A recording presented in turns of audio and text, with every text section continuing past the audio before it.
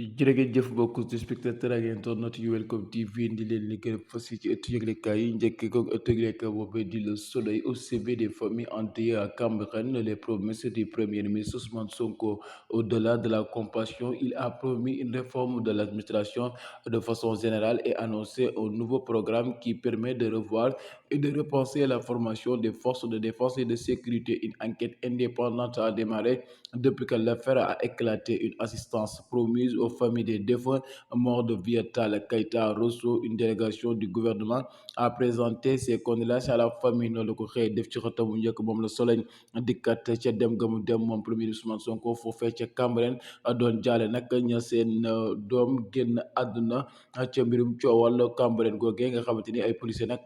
jàpp na ne ñoo faat seen ko bakkan gannaaw loolee nag boobu amee ba jëyee jooju nag daal di cay judd moom premier ministre Ousmane Sonko dem na fa nag daal di yóbbu njaalam daal leen nag promettre ne daal incha allah rabbi lépp lañ ca war a dox danañ ko dox moom sax wax na ne daal dinañ teg beneen programme bu yees jëmale ko nag ci formation force de l'ordre yi nga xamante ni daal ñoom ñooy yor kaaraange askan wi xool ak seen doxalin ak seen ku jëfin foofee ca Rosso moom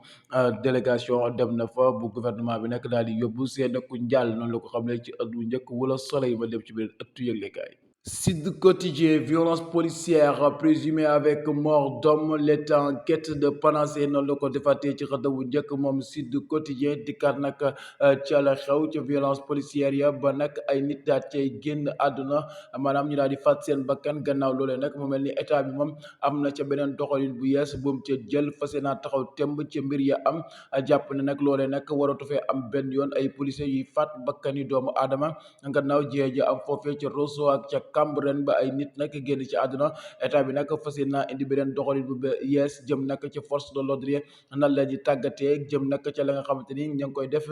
ci askan wi ci ay violence loolu nag état bi taxaw na ci temm ngir mu daal di dakk ma dem ci beneen ëtt yëglekaay. Le quotidien, après les attaques du leader de Pastef, l'Union des magistrats du Sénégal rejette la main tendue de Sonko. Les magistrats refusent de rencontrer le premier ministre noonu la ko indiatee ci xëtam wu njëkk moom le quotidien dikkaat nag ca Union des magistrats bu Sénégal gannaaw nag loxo bam leen tàllal moom Ousmane Sonko bëgg a dajeek ñoom nag dañu ko gàntal maanaam magistrats yu Sénégal fi mu nekk nii nag bëgg ñoo jàkkaarloo ak kii di premier ministre Ousmane Sonko gannaaw kàddu yëmu yëkkati nag teg ko ci ndoddug magistrats yi daanaka daal moo tax union des magistrats bu Sénégal gannaaw nag Ousmane Sonko yooyee kàddu mu yëkkati ba pare nag bëgg a jàkkaarloo ñoom nag dañu koo gàntal kii di premier bi Ousmane Sonko ma dem ci beneen ëttu yëglekaay. La Turbine, après ses attaques contre la justice vers une rencontre UMS Sonko, le Premier ministre va-t-il s'excuser ou encore s'affonner les juges, même si ce n'est pas encore officiel. Une rencontre avec le Premier ministre et l'Union des magistrats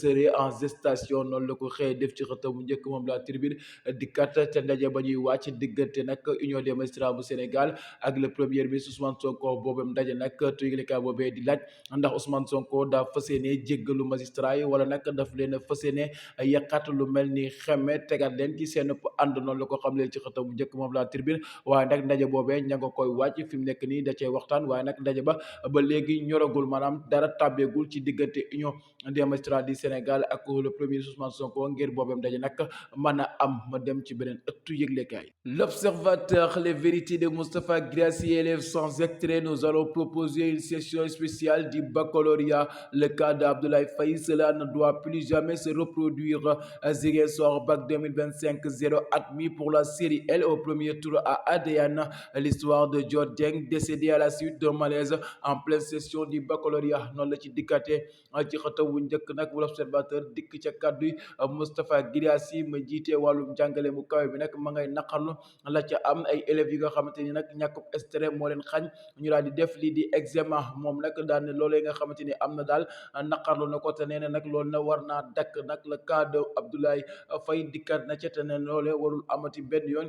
fii ci réew mi da leen ci jug moom nag dina ubbi ab session spéciale jëm ci wàllum baccalauréat ngir nag élèves yooyee nga xamante ni nag ñàkkub extrait moo tax mënuñoo def boobu examen ñu daal di mën a am sens daal di koy def ma des ci baccalauréat ba tey foofee ca Ziguinchor ca série L ba moom premier tour ba zéro admis la ñu am kenn daal du cay jàll foofee ca Adéane ba tey ma des ci L'Observateur dikkaat ci faatu kii di di Dior Dieng di ab élève bu doon def examen boobee di baccalauréat moom nag ab malaise la am daal di mujjee génn àdduna gannaaw ba muy def examen pour baccalauréat boobee ma des seen beneen ëttu yëglekaay. Vox Populi, gestion du pays, Amadou Ba et sa nouvelle responsabilité mettent la pression sur Diomaye et Sonko. Le temps n'est plus à la parole mais à l'action. Le peuple entend des actes concrets, efficaces et porteurs d'espoir. Noonu la ko defee ci xëtam bu njëkk moom Vox Populi dikkaate ci Amadou Ba ak nag la nouvelle responsabilité du parti ba mu jiite ñoom nag di joxoñ baaraamu tuuma Diomaye ak Sonko seen gouvernement ak nañuy doxalee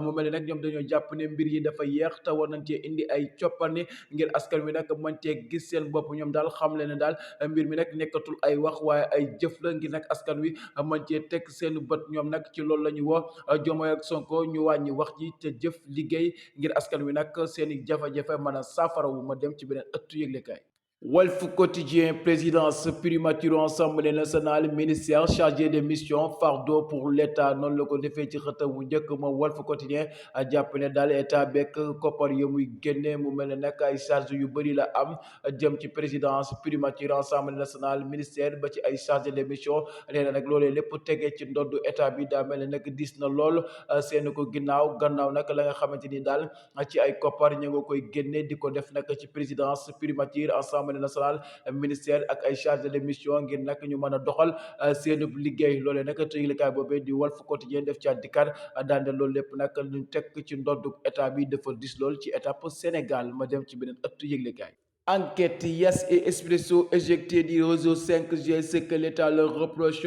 Plusieurs manquements graves ont été relevés dans l'attribution des fréquences 5G à Free à Expresso. L'État parle de violation du code des communications électroniques et de distorsion de concurrence. À titre de comparaison, Sonatel a déboursé 34,5 milliards de francs CFA, soit 212,5 millions par MHZ, contre 150 millions pour Free. Noonu la ko xamle ci xëtam mu njëkk moom enquête dikkat ci Free ak Expresso gannaaw ba ñu duggee ci réseau 5G ba nag état bi da leen caa génnewaat jàpp ne nag ak jalgati da caa am ndax fréquence yal leen jox ak koppar yoo ñu leen jox ñoom ñaari këru liggéeykaay yoo di